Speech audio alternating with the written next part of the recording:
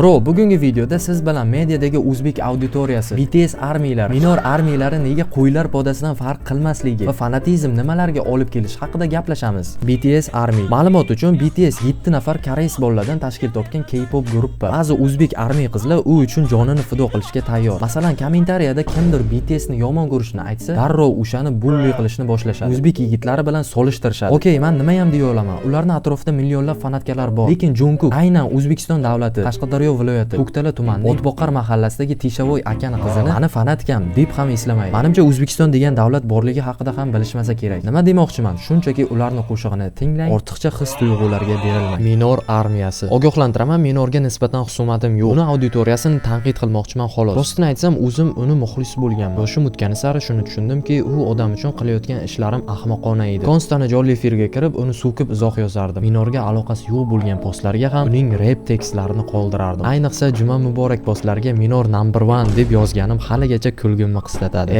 Bularning bari aqlsizligim tufayli edi. Endi esa portlashga majburman.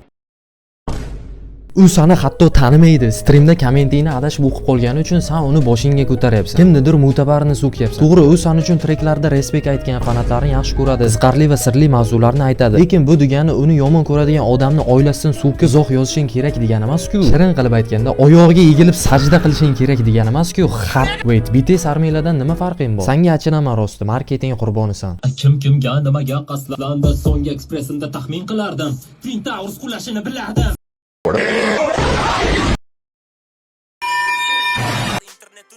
Minor 6 yoshda Twin Towers qulashini bilgan ekan. Sen bo'lsa alfabetdan nariga o'tmagansan. Loh, minorga osilib hayb ishlayapsan deyotgan bo'lishing mumkin, ammo meni bu videoda asosiy maqsadim seni to'poyligingni isbotlash. Xullas, uni o'ylab dirash qilma boshqa. Fanatizm nimalarga olib keladi? Tanqidiy fikrlash o'lib, men doim haqman degan tushuncha shakllanadi. Fanat odamni boshqarish juda osonlashadi. Ekstremal holatlarda fanat boshqalarga ziyon yetkazadi. Sodda qilib aytadigan bo'lsam, Lenin yaxshi odam bo'lgan deydigan boomerlar propaganda va fanatizm mahsulidir. Xulosa qiladigan bo'lsak, shuncha gaplarimdan keyin balki ko'meringizga sig'inishni to'xtatarsiz, balki yana energiya sarflab hate yozarsiz. Buyog'i sizning tanlovingiz. Video so'ngida Joseph Goebbelsning mashhur propaganda haqidagi qonunini aytmoqchiman. Yolg'onni tez-tez takrorlang va u haqiqatga aylanadi. Zomerpunk siz bilan bo'ldi. Good luck, bro.